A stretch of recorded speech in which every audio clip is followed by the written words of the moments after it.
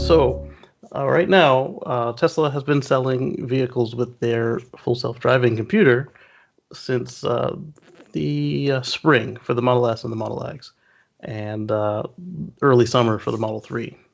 Yes. And what that will allow them to do is get to what Elon has been calling feature complete.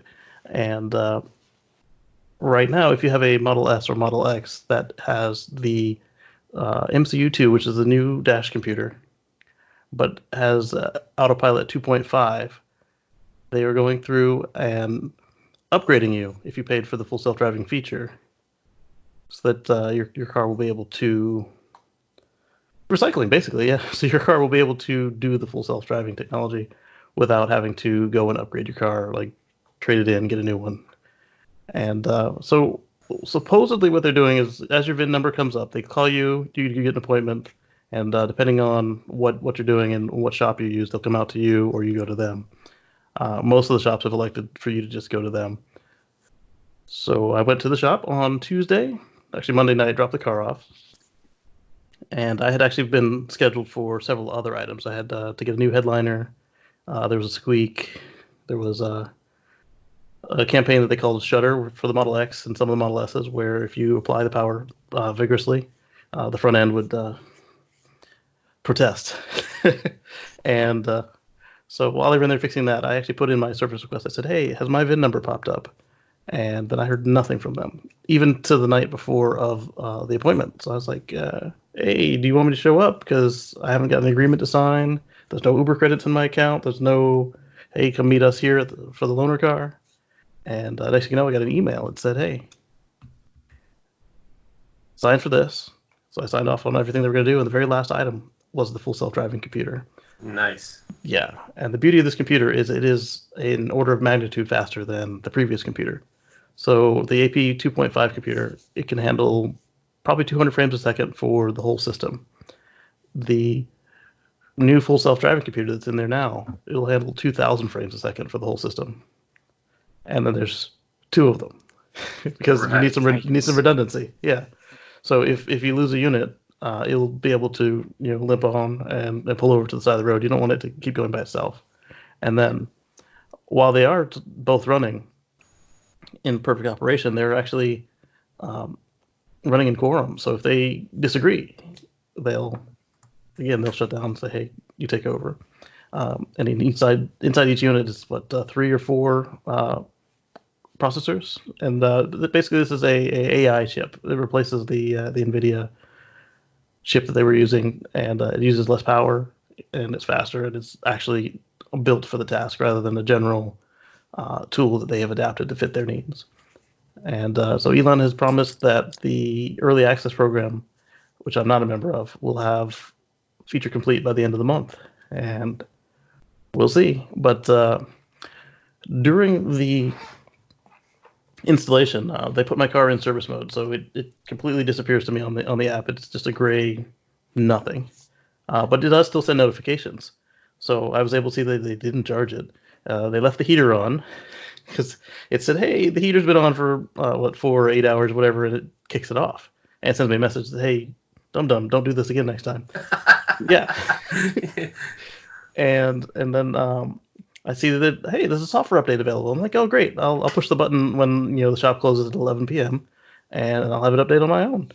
And because usually they don't sit around and wait for it to go. And then I see these notifications that software update failed. Software update failed. I was like, oh no, it's going to be yet another 2 weeks with this vehicle out. And then the next morning, before I go into work, I see software update succeeded. I was like, yes. And then they addressed everything. Thought your car was going to get bricked in the shop.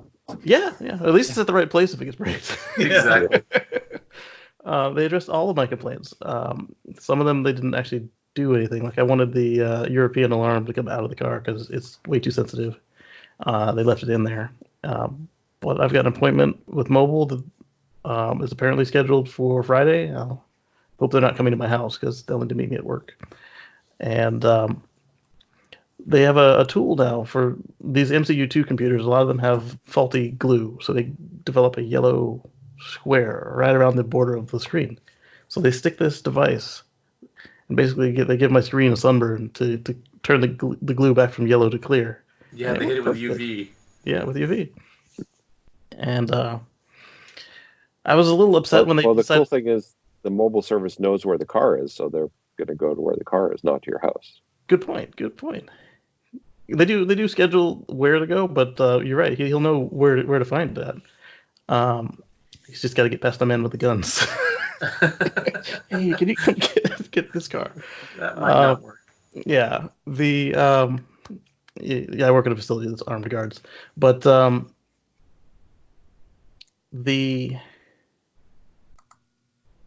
he's gonna work on the alarm system, and then the day after I got the vehicle back, I get a software update which actually uses some of the technology on the new chip. The previous thing was kind of just for show. It would show you where all of the traffic cones were, and this thing is like a cone detector. Like if there's a cone, even if I didn't know it was there, you see it. Or if it's something you've tuned out in the back of your mind, like next to our parking garage, the two cones, they've been there the whole time we've been there. It's like, hey, cones, and it's a little zealous. Right now, there's red fire hydrants in my neighborhood, and they show up as cones too. Well, that's good. You still don't want to hit a fire hydrant. This is true.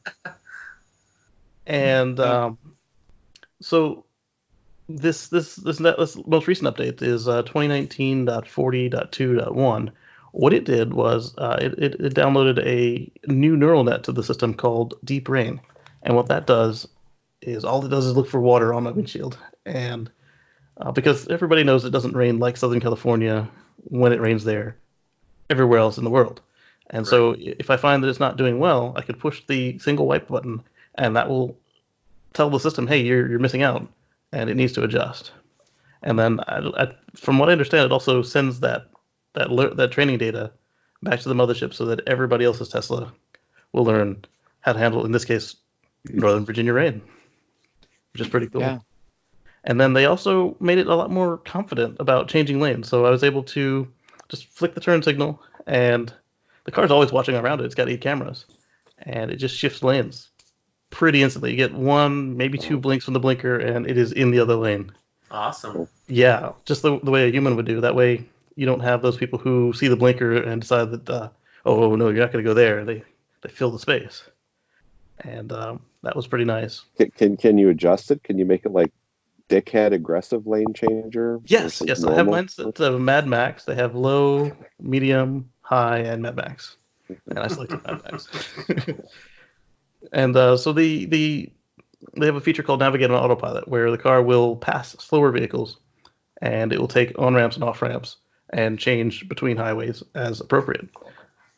That is still a little hesitant to actually get started because it wants to make sure you're paying attention. But once it's decided, it's going to do the lane change again.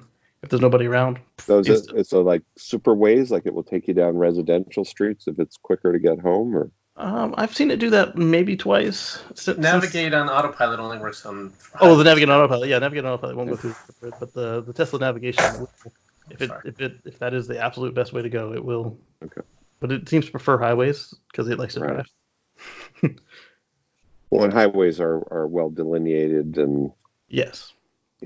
Yeah, but they'll take arterial roads, they'll take surface streets, and then as a last resort, it will go through a neighborhood if it has to. And it takes traffic into account. So I have mine set to reroute me if it's going to save 10 minutes. And apparently around here, that's really easy to do because I've seen it actually reroute me a handful of times. Right. And the last upgrade that they put that takes advantage of the new computer is they have the ability to know if you're going to run a red light or a stop sign in autopilot, and it will beep at you. The last time will they tried it accelerate? Like if the light's turning red, will it go wham? It could. Right now, it's just a warning. Right now that's in the Mad Max mode. Yeah. So the last time they tried this, they did try to do stoplight detection on the previous computer, and it worked, but it did use too much power and it generated too much heat, so they backed it back out. And I guess that they have solved that because now not only is it looking for red lights, it's also looking for stop signs, which it still needs to do anyway if it's going to be able to drive us around by 3 weeks now? Right. Hold your breath. No, I'm not in the early access program. So I'm hoping by the end of Q1 I'll be able to have a feature complete vehicle. And the plan from that is to then run for a year under human supervision, and then they'll start applying for permission from the various regulatory bodies to get them lifted. There's a senator here,